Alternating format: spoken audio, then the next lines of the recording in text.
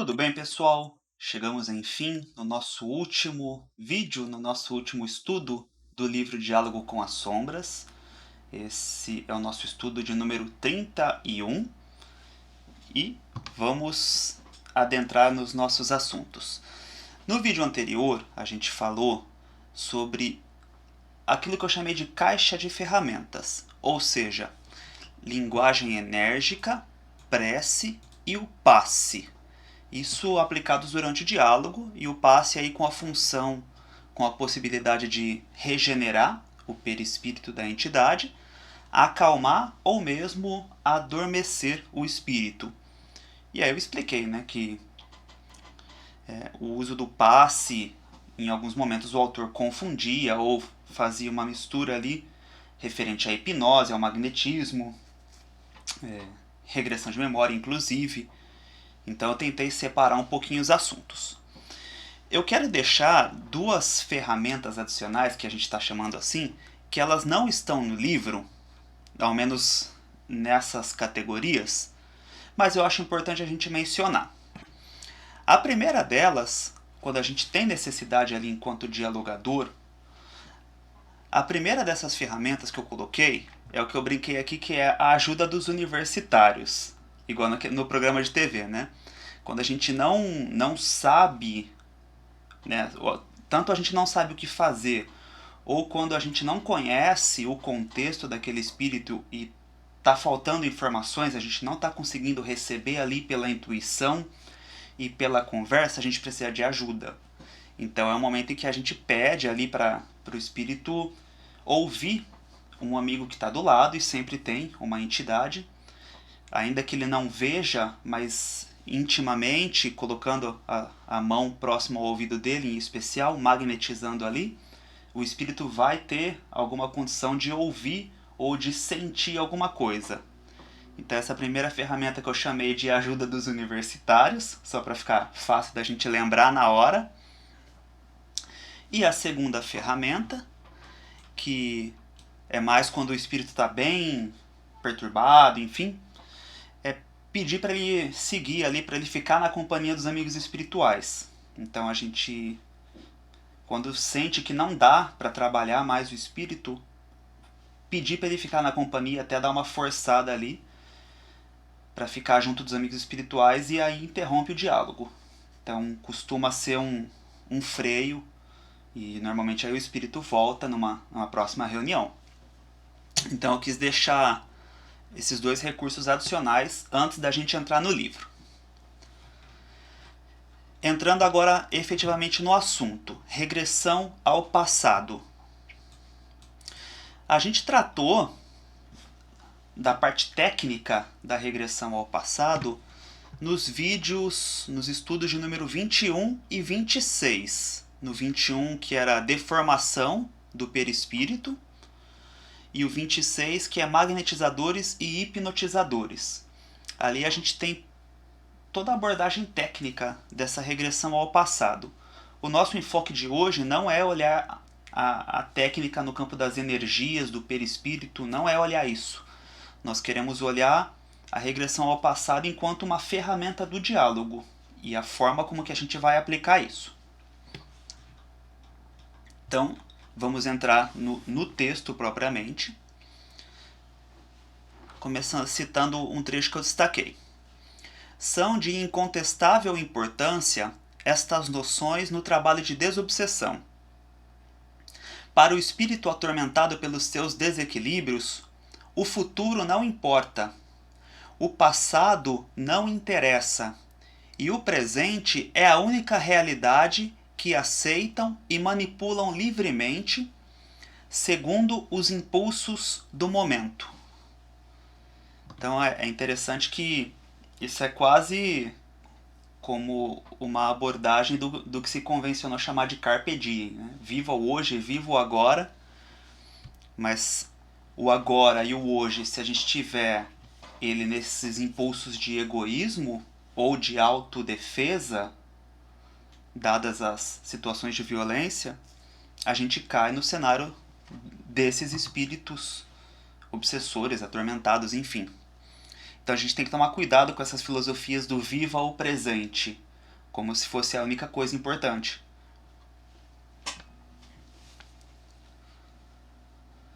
Comprimidos numa estreita faixa de presente que procuram viver com toda a intensidade possível, entre um futuro que ainda não existe e um passado que procuram ignorar, esquecem-se de que não poderão jamais fugir às suas realidades, às suas responsabilidades e compromissos. Então, o amadurecimento, ele está na situação da gente assumir a responsabilidade e tomar consciência aí dos compromissos conforme o nosso desenvolvimento. Então, de alguma forma, os espíritos que adentram ali nas hierarquias das trevas, eles assumem muitas responsabilidades e compromissos. Porém, geralmente é tudo voltado ao ego, ao egoísmo, ao interesse próprio. Então, essa é a grande questão. E o passado para eles efetivamente não importa. Então, o futuro ele é egoísta e o passado ele não importa.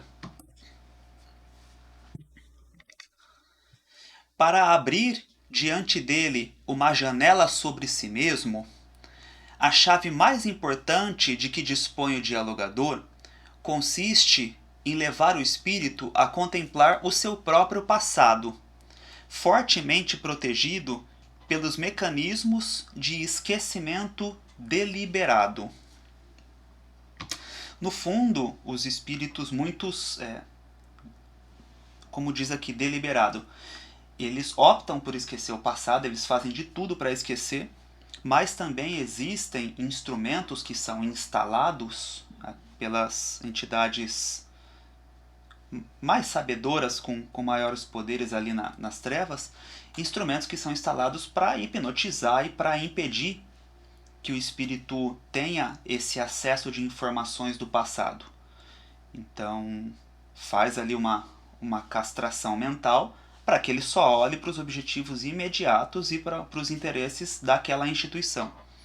Então, a gente tem também esse cenário, e se eventualmente percebermos que isso está acontecendo, é tentar através de uma oração, e se for o caso, uma magnetização ali, junto de um passe, tentar desfazer esses instrumentos, pedir a espiritualidade para desfazer, para destruir, para remover aquilo. Geralmente é capacete, implante, chip, coisas nesse sentido. Até eu disse em um vídeo anterior, tinha um que ostentava como se fosse uma coroa com uma pedra que ficava bem no chakra frontal. E ele achava que aquilo era um símbolo de status, de poder, mas no fundo aquilo tinha toda uma tecnologia que fazia ele ter esse esquecimento profundo acerca da história dele.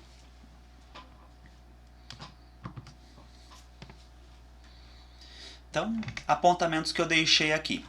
Em muitos diálogos, o passado é a chave para o futuro. O conhecimento dos acontecimentos anteriores aplaca a sede de vingança ou o inconformismo da entidade, em muitas situações, porque ela dá um senso de justiça, de compreensão. Então, entender o porquê das coisas. E aí eu coloco que podemos tratar esse conhecimento do passado como uma faceta, um aspecto da fé raciocinada, que a gente já vai apresentando ali para o espírito. Afinal, é uma das vantagens, um dos trunfos que a gente tem dentro da doutrina espírita. Então, a gente poder apresentar isso para a entidade. E eu vou deixar de indicação, vou colocar nos comentários depois, a questão 919 do Livro dos Espíritos, que fala do conhecimento de si mesmo.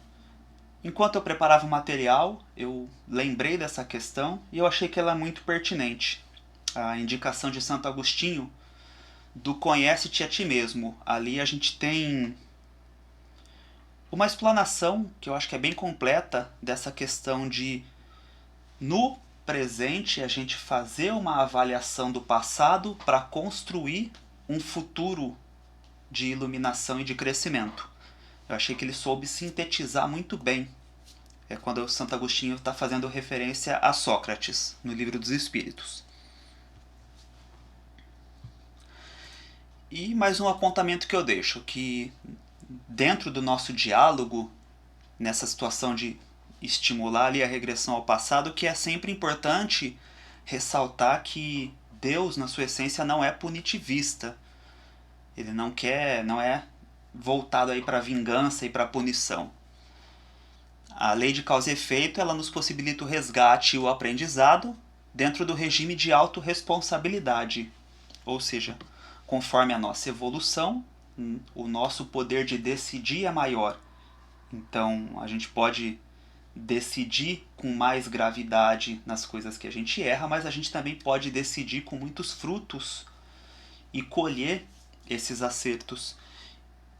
E quanto mais o espírito tem evolução e intelecto, eu percebo que maior é a margem que a espiritualidade dá a ele para ele assumir o roteiro da vida e ajustar a rota. Então, eu percebo que dessas caixas de ferramentas,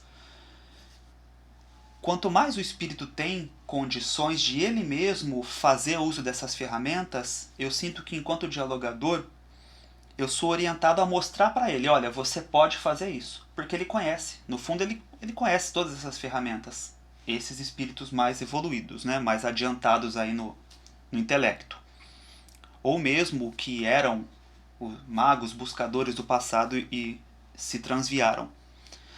Então muitas vezes eu sinto de dar a ele a chance de usar a ferramenta, não que o dialogador precise usar. Então é interessante a gente saber disso também, que a gente pode facultar, só dar o caminho, fala, olha, né, usa o conhecimento que você sabe em seu favor.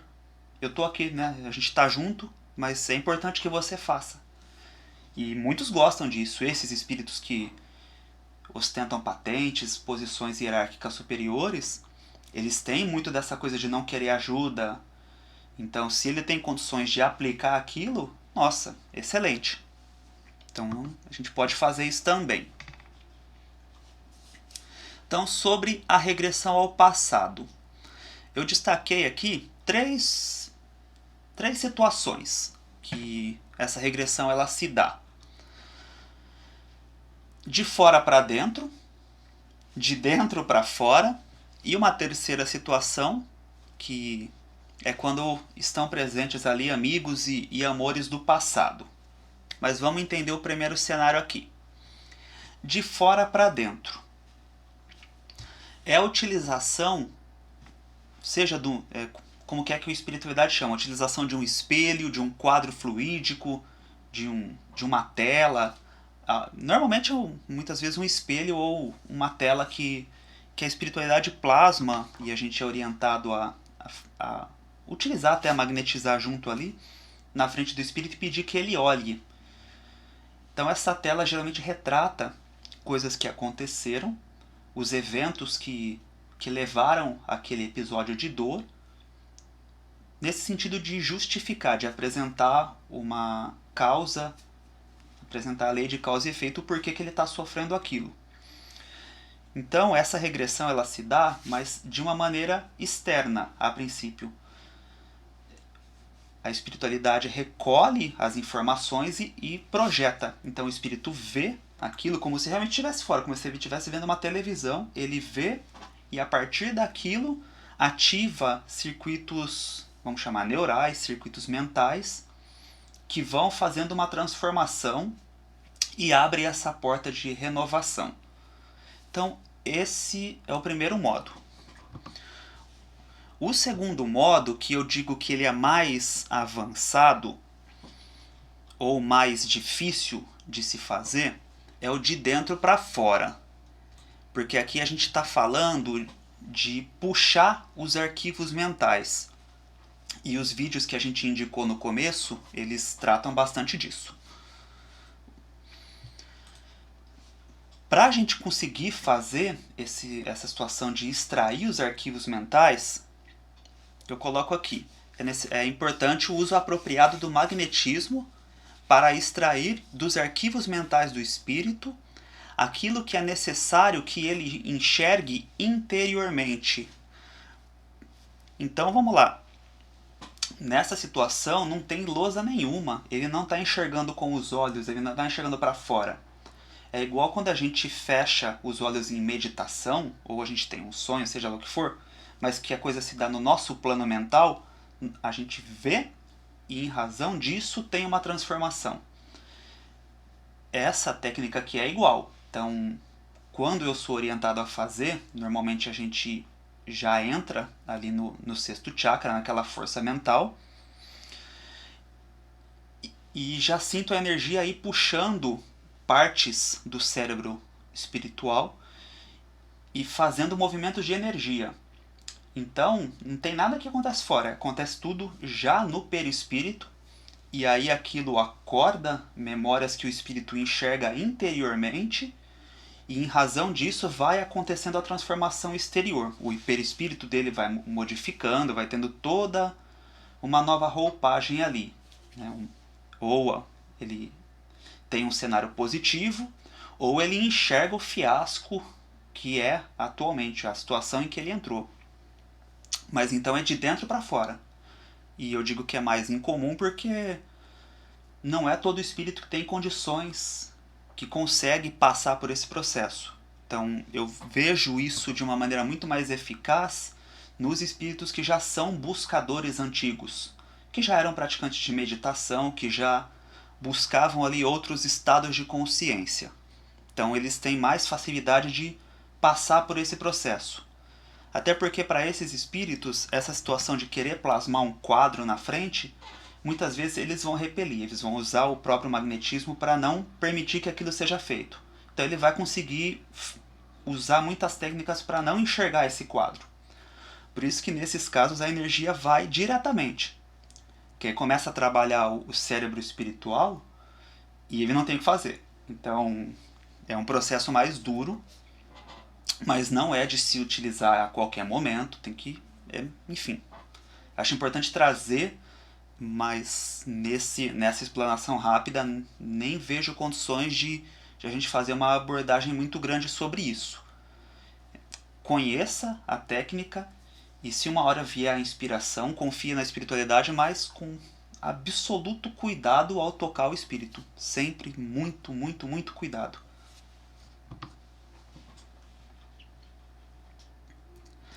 Então só o destaque aqui, que na primeira técnica do espelho ou do quadro, normalmente se utiliza as energias mais densas ali, o ectoplasma até, para plasmar isso. Por isso que é importante a sustentação da sala e a harmonia nessa sustentação, porque isso poderia interferir, né, nesse quadro. Então as projeções mentais, as preocupações das pessoas na sala podem interferir naquilo que o espírito vai ver. Então é um cuidado realmente necessário. E esse recurso de dentro para fora, de tocar no cérebro espiritual da entidade, eu destaco aqui que é mais comum com espíritos que vislumbram e dominam em algum grau as forças mentais. Então muitos deles já são conhecedores da hipnose e, como eu disse, da meditação. Então eles estão habituados a operar as forças mentais e é por isso que dá mais certo para eles. E aí a terceira situação que ela é diferente é a presença aos olhos ali do espírito de amigos e amores do passado, porque não deixa de ser um gatilho, assim como muitas vezes a gente, né, quando encontra alguém já tem aquela bomba de pensamentos, de emoções, de sentimentos. A mesma coisa acontece no diálogo. Então é igualzinho e às vezes é muito forte. Quando se apresenta alguém, e normalmente são mães que aparecem no momento crítico ali, ou no momento da virada, que se fazem presentes aos olhos do espírito, é realmente de fazer dobrar os joelhos. Então é uma situação também, a gente está sempre atento se a espiritualidade está colocando de uma maneira mais intensa uma presença ali amorosa, que normalmente são as mães. Então são as possibilidades dentro do diálogo de a gente ter essa regressão ao passado. E aí eu deixo o destaque para a gente, que em geral, após a recordação ao passado, sucede-se a crise. Crise é o próximo tema, é o tópico que é trazido aqui no livro. E realmente, a hora que o espírito tem esse contato com o passado que ele fazia de tudo para esquecer, ali começa um turbilhão de emoções.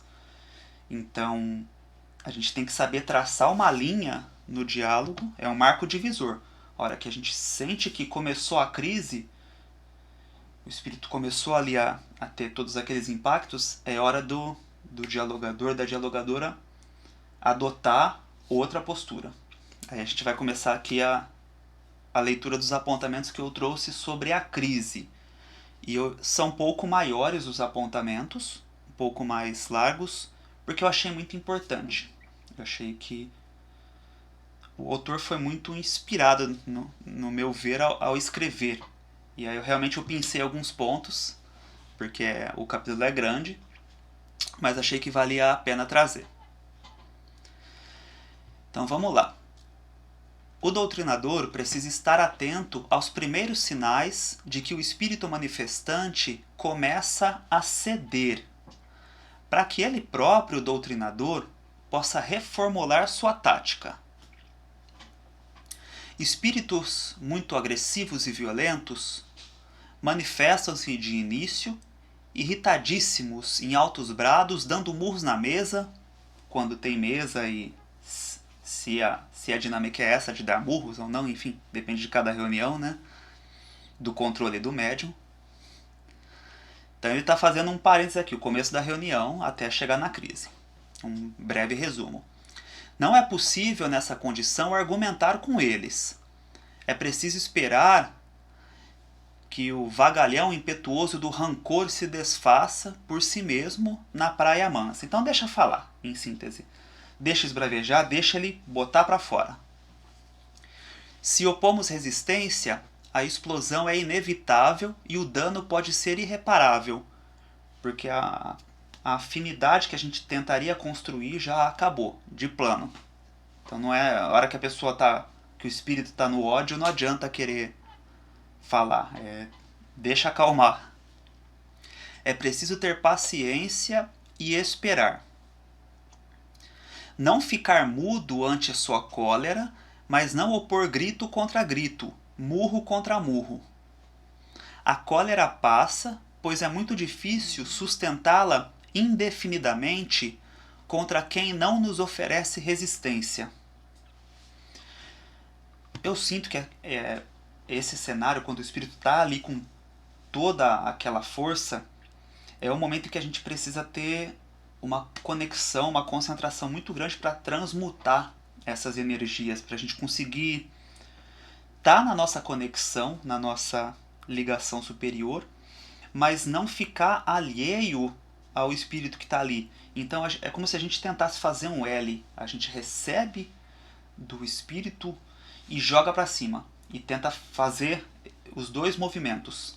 Então a gente receber as inspirações, tentar fazer chegar no espírito e pegar aquelas energias e trocar. Então, vibratoriamente, é importante que a gente tenha essa consciência de ir auxiliando nessa troca de energias. E o quanto possível, o quanto a gente tiver condições de colocar algumas palavras de interesse, de escuta ativa ali do espírito. Não ignorar aquele momento, porque para ele é importante.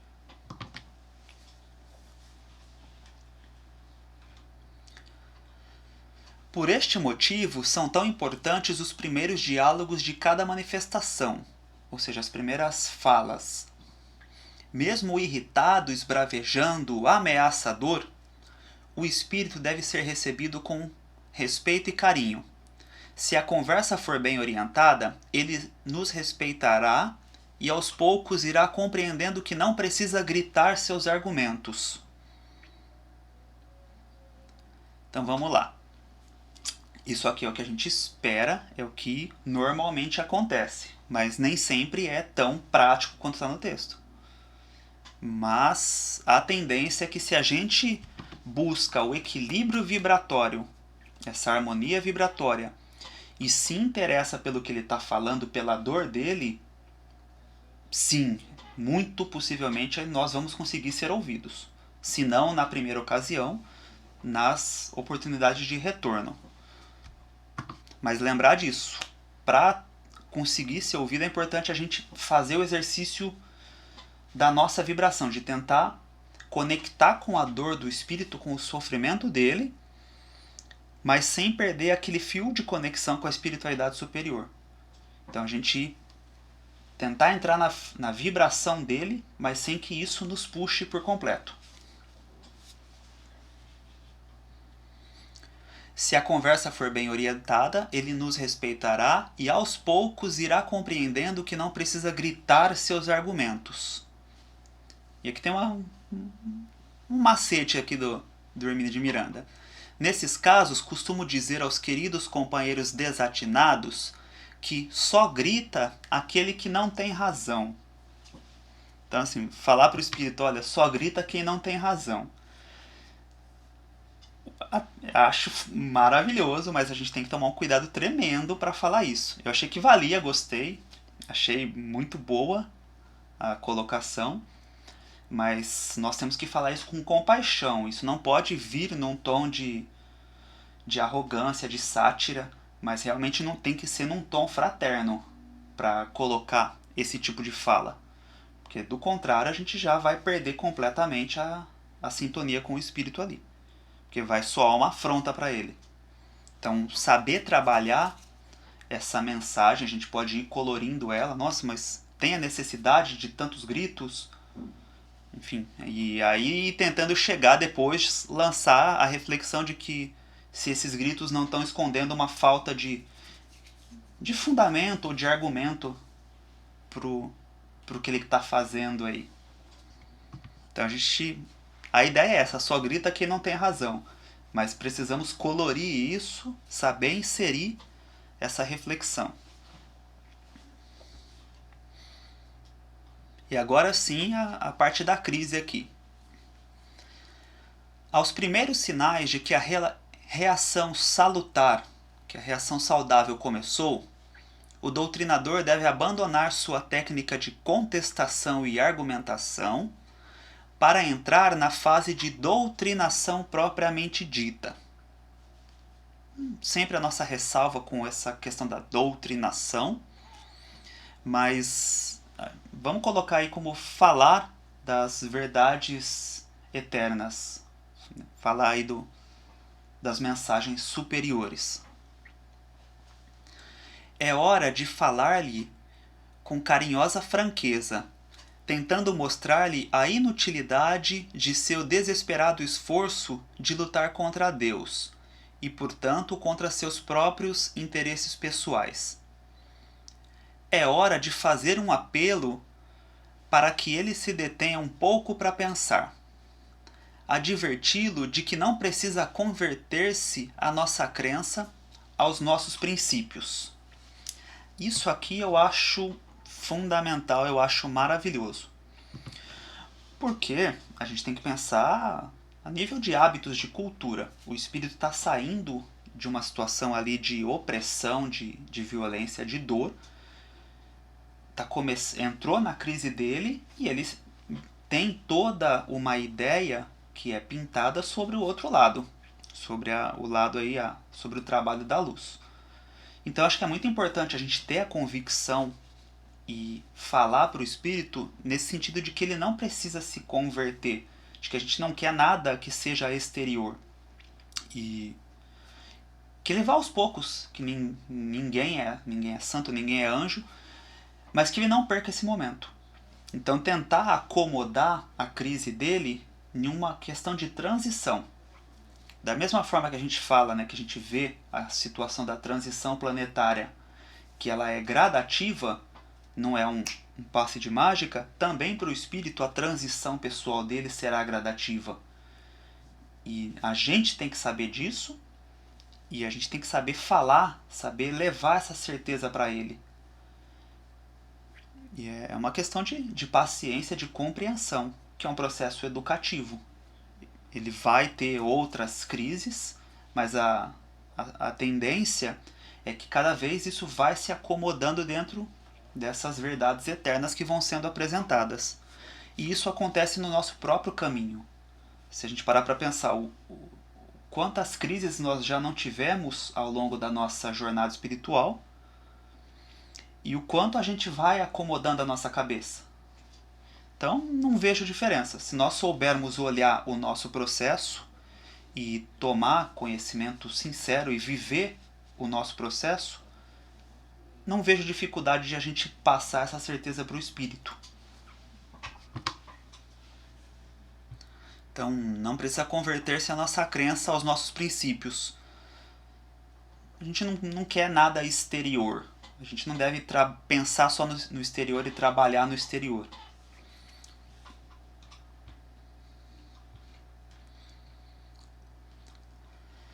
Então, sobre a crise. O momento é oportuno também para dirigir o pensamento do espírito para a sabedoria eterna do Evangelho. Então, a gente tem que sentir se existe condições de falar de Jesus ou de falar ali de Bíblia, essas palavras que têm muitos estigmas em razão dos eventos que já aconteceram e ainda acontecem, os eventos sombrios, mas a mensagem a gente pode apresentar com tranquilidade. Então, a gente pode lançar o conteúdo, aí se vai falar de Jesus ou não, a gente tem que sentir em cada caso. Mas, em geral, depois de todo esse processo, é mais fácil falar de Jesus e aí, às vezes, eles enxergam a distância que existe entre o que eles pensavam e o que realmente é. Então, nos cabe também ali, enquanto espíritas, toda a releitura que é feita da Bíblia, do Novo Testamento em especial, a gente apresentar essa releitura. E se for o caso, falar, não, também no meu caso, quando tomei contato com a essência espiritual dessas mensagens, percebi que era outra coisa. Então a gente se coloca na mesma situação ali do espírito, até porque para muitos é uma verdade. Para mim, por exemplo, é. O espiritismo me apresentou algo do Novo Testamento que eu não imaginava e talvez nunca viesse a conhecer.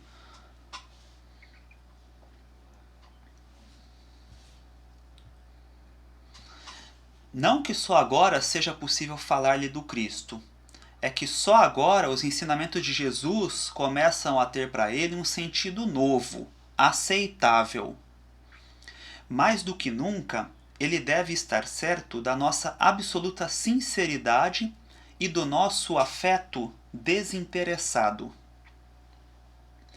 Ele precisa saber que não estamos pelejando naquele momento por uma causa ou pelos interesses de um obsidiado, mas por ele próprio obsessor. E aqui é outra dica preciosa.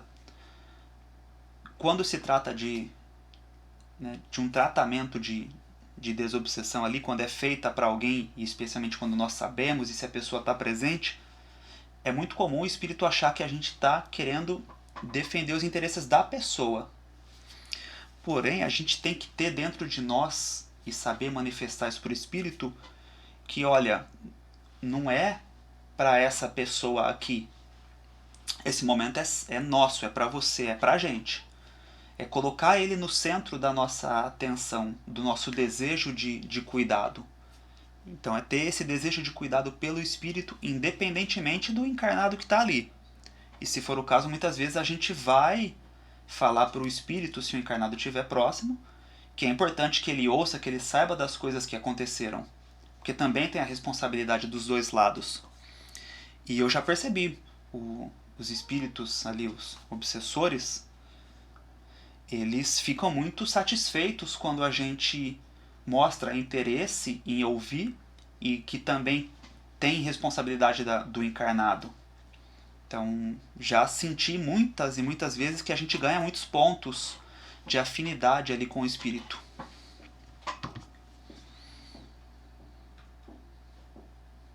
Então, aqui no texto. Argumentava eu, certa vez, com com um desses companheiros desarvorados, que perseguia sem tréguas uma pobre criatura. Quando ele me perguntou irritado: "Você é advogado dela?" "Não", disse eu, "sou advogado seu." Quer dizer, o Hermínio ali, enquanto dialogador, falou que não era advogado do encarnado, mas é advogado do espírito, da entidade. Sabem que esta simples frase o levou a ver-me sob nova luz e a aceitar-me. Daí por diante começou a ceder. Porque mostrou interesse. Interesse sincero por eles. E esse é um ponto central, a gente já trabalhou muito isso. E a gente tem que ter isso gravado. E gravado na cabeça, gravado no coração, de que o nosso interesse real é pelo espírito, independentemente dos encarnados, do tratamento ali que esteja sendo feito. Então, a crise, ela abre as portas aqui para o que o texto chama de fase de aceitação. Então, quando a gente consegue acomodar a situação da crise e vai apresentando ali novos rumos, novas reflexões, e começa a entrar essas ideias, essas energias, inclusive, começam a penetrar no espírito. Então, fase de aceitação. Percebemos que a fase de aceitação chega por pequeninos e quase imperceptíveis sinais. E eu gostei muito do que vem aqui. Pequeninos sinais. Começam a ouvir-nos com um pouco mais de atenção. Então a gente tem que estar muito atento ali, o olhar no médium, na médium, porque às vezes tem até um jogo de corpo de inclinar o ouvido, por exemplo. Então a gente tem que ir percebendo. A respiração também. Se às vezes a respiração acalmou enquanto a gente está falando e ele silenciou, ele está ligado no que nós estamos colocando, com interesse real. A voz desce de tom, ou seja, quando eles vão falar com a gente, também já muda um pouco. Às vezes até tem um jogo de ombro também, de ceder um pouquinho. Então, já não está aquela postura de esbravejar e já não é uma coisa de afronta. Às vezes já cedeu um pouco. Aceitam um ou outro argumento nosso. Ali, eventualmente um debate, uma troca de reflexões, eles dão razão para a gente. Então, o fato de dar razão é um sinal de que, teve uma aceitação. Então, ganhamos um pontinho. Vamos nos contentar com isso e vamos com calma. E chegam até a uma ou outra palavra de velada e tímida afeição ou respeito. Quer dizer, um elogio ou uma demonstração de que gostaram ou não odiaram tanto a gente. Então isso também é um sinal muito, muito importante de que estamos entrando aqui nessa fase de aceitação. E eu trouxe aqui que, ao percebermos essa fase de aceitação, é hora de dilatar as reflexões sobre as verdades eternas, especialmente a questão da misericórdia divina. Mas também com muito cuidado, sem pressa e propondo reflexões. Mas já ir mostrando. E falar da nossa experiência pessoal, do quanto esse caminho tem sido relevante e importante para o nosso bem-estar, para o nosso equilíbrio, e o quanto isso tem possibilitado a melhoria dos nossos vínculos, enfim.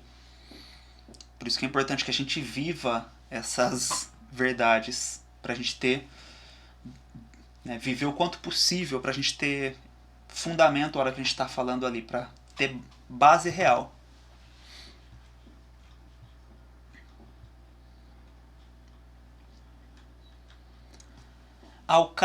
Ao final dessa fase de maior receptividade aos pensamentos e à afeição do doutrinador, pode ocorrer a crise.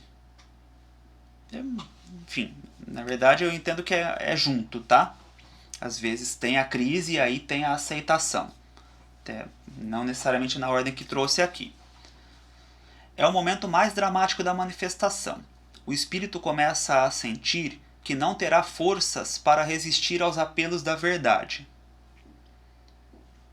Está ainda sobre o fio da navalha, como diz a expressão inglesa. Sente fugir o terreno em que pisa. Então, aqui é quando a coisa está mais pegando no emocional mesmo.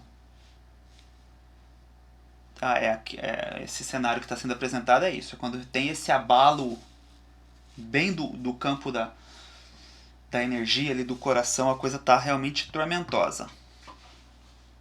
De um lado, a perder-se nas trevas do passado, um terrível e doloroso acervo de loucuras e desenganos lastimáveis, ilusões desastrosas e erros clamorosos. Do outro, a incógnita do porvir, a dúvida, né? A falta de conhecimento de como será dali para frente. Então ele se debate entre os dois abismos, o passado e o futuro. Ambos o chamam, ambos o atraem. Então, muitas vezes o que está pela frente é o medo, e o medo faz a gente estacionar. Mas também a consciência de tantos erros praticados muitas vezes impulsionam esse processo. Então a gente tem que avaliar ali, especialmente a situação do medo do espírito. Se esse medo for grande, é ir trabalhando em cima dele, procurar diminuir essa pressão. E aqui eu trago uma dica, uma sugestão que eu utilizo bastante nesses casos. Perguntar para o espírito: na situação atual, quantos são os seus amigos sinceros? Ou seja, quais são seus vínculos? Quantas pessoas te querem o seu bem de verdade?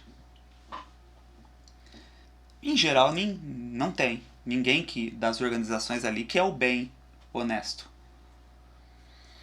Assegurar que na nova posição, ou seja, nesse cenário que se abre, haverá a companhia de corações amigos e devotados. E não paga por isso. Não tem essa relação de contrair dívida para ter uma companhia e uma proteção. E para eles é estranho a gente falar isso, que não tem dívida, que não está contraindo nenhum débito por isso. É uma forma de diminuir o medo. E nesses momentos, a espiritualidade geralmente se faz presente ali e aparecem, né, alguns benfeitores, um que seja, e já inspira essa confiança e já valida isso, de que vou estar com você, vou te apresentar novos caminhos. Então o espírito já se sente mais confiante para seguir.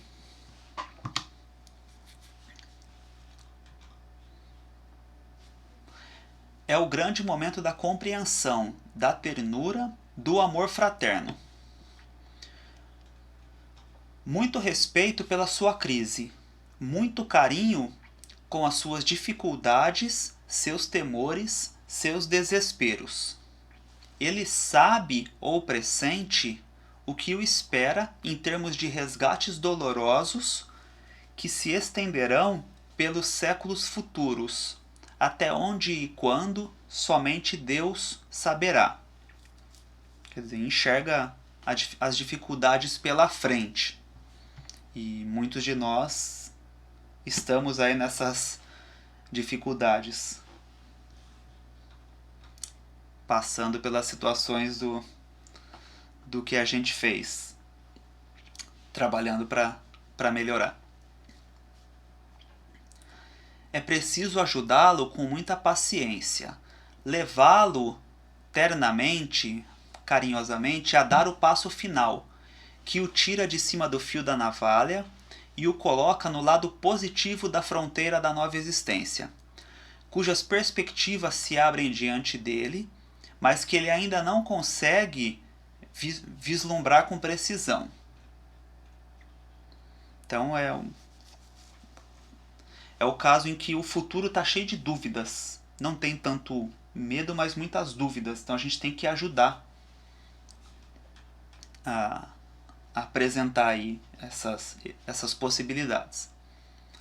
É necessário assegurar-lhe, nesse momento, a presença infalível de Deus em nossas vidas, o amor indubitável, indiscutível do Cristo, que deseja que o pecador se salve e não que seja condenado a conviver com angústias que parecem eternizar-se. Além do mais, como temos visto, nunca falta nessa hora a presença de antigos e esquecidos amores, mães, esposas, irmãos, que nos ajudam na fase final da doutrinação. Então a gente teve aqui o momento da crise, o momento da aceitação. Cada diálogo tem sua dinâmica. Por vezes tem a aceitação primeiro, depois vem a crise. Por isso que eu disse que não necessariamente se dá dessa forma como o texto trouxe. É bom a gente entender que existem dois momentos. Quando nós começamos a ter aceitação e o momento da crise. Muitas vezes a crise do espírito vai abrir campo para a aceitação. Porque às vezes tá no meio do diálogo, o espírito não está te dando a menor atenção, não tem conexão, mas acontece alguma coisa, a espiritualidade interfere, tem algum episódio ali que mexe com o espírito, e daí começa a ter aceitação, e a partir da aceitação, da troca de energias, vem o processo de crise dele. Então cada diálogo tem uma dinâmica.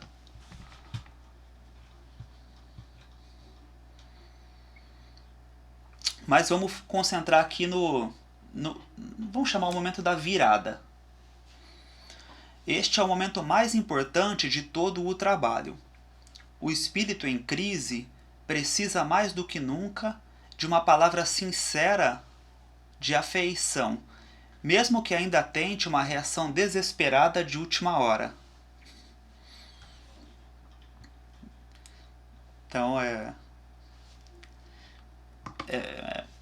refletindo sobre isso, né? Essa reação desesperada de última hora é geralmente um traço de orgulho ou de egoísmo, ou ali um mecanismo do ego de não querer ceder a esses interesses maiores, interesses coletivos em geral. Mas vamos enxergar realmente como se fosse um resquício, ou uma última raiz podre, vamos chamar assim, que ele verbaliza ou que se manifesta dele. E energeticamente, se você puder ver isso, realmente vai parecer como se fosse um fio de energia mais escuro, só que a massa de energias como um todo já revela um caminho novo. Então não é caso de preocupação. Às vezes ele vai verbalizar uma contrariedade, mas ele já aceitou, já está no processo. Então não é para a gente se preocupar com isso, não perder o foco. Então, em resumo, a crise manifesta-se de muitas maneiras, mas dentro de certas configurações padronizadas. E eu gostei aqui também, tá? Então, certas configurações padronizadas: arrependimento, temor, revolta ou deslumbramento. Me chamou a atenção aqui o deslumbramento, porque a gente pensa a crise e normalmente pensamos em coisas de muito sofrimento, né? De muita dor, e é a maioria dos casos. Mas muitos espíritos, quando tem esse momento da crise, eles enxergam as coisas boas que os esperam.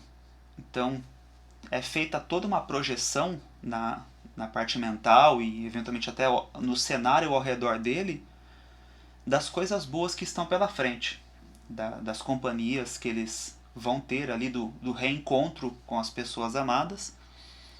Então eu enxergo essa palavra deslumbramento dentro disso, que eventualmente o bom, as coisas boas também são um chamariz para o espírito, né? Então esse futuro bonito pode instalar o processo de crise, de transformação. E a crise vem sempre acompanhada de profundas emoções, como a gente já falou. Não é um momento que o espírito consiga viver com indiferença e frieza. Então não é racional, por isso.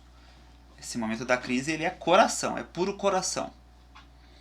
Sendo, por conseguinte, a oportunidade preciosa que o dialogador não pode deixar passar para alcançá-lo por meio do sentimento, da emotividade, do afeto. Porque a energia do coração está aberta.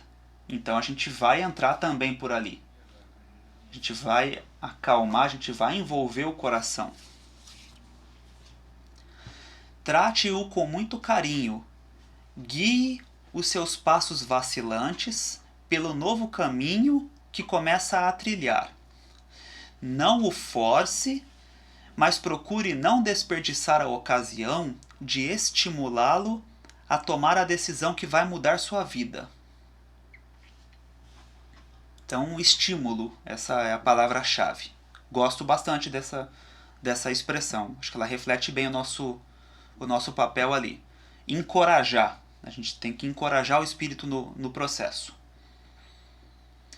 Não tente enganá-lo acenando-lhe com um paraíso imediato que ele sabe não estar ao seu alcance. Não o atemorize com ameaças. Então, em regra, a gente nunca ameaça o espírito, em regra. Excepcionalmente, mas muito excepcionalmente, a gente vai usar a linguagem enérgica, que é a outra ferramenta que nós estudamos, para mostrar ali um cenário com mais força, mas não se trata de fazer ameaça, a gente nem tem condições para isso. Não carregue, então não exagere no sofrimento que o espera. Seja simples, humano, amoroso, realista. Ofereça-lhe a sua ajuda, mencione a assistência espiritual que estará ao seu dispor, não para fazer por ele, mas para fazer com ele o trabalho de reconstrução que o aguarda. Eu acho que aqui é a grande questão, mostrar que ele não está sozinho, assim como nós temos a certeza de que não estamos na nossa jornada aqui encarnatória. Então, levar essa confiança. E lembre a necessidade da prece constante, da confiança, da coragem otimista. Destaque os reencontros espirituais com os seus amados que há tanto tempo o esperam. Não se esqueça de que a dor e o temor o atormentam. Isso pra gente, falando pra gente.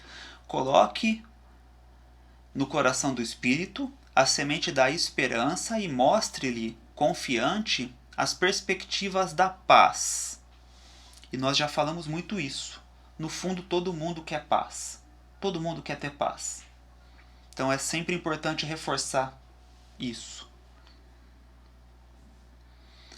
A essa altura, ou seja, no momento da crise, em que já teve muita modificação de energia, muita troca, muitas limpezas, muitos processos já foram acontecendo ali no perispírito, ele não pode mais voltar sobre seus passos para a proteção feroz da sua antiga organização ou do seu regime de irresponsabilidade pessoal. Seus ex-comparsas não mais o receberiam, senão para castigá-lo pela sua fraqueza. E fraqueza com aspas, a forma como eles enxergam ceder à bondade, à fraternidade é a grande fraqueza. Ele não pode mais contar com aqueles que pensava serem seus amigos. Então, no passado, ele não pode mais contar com aqueles que pensava serem seus amigos. E aqueles que o esperam para ajudá-lo no futuro, ele não os conhece muito bem, ou então sente diante deles uma vergonha mortal pela enormidade de seus desvarios. E isso a gente vê realmente bastante nos diálogos. Muitos ficam, como que nem a gente fala, né? Do vulgar, moral baixa. Eles até falam, olha, nem tem condições para falar, segue assim de cabeça baixa porque está realmente muito envergonhado.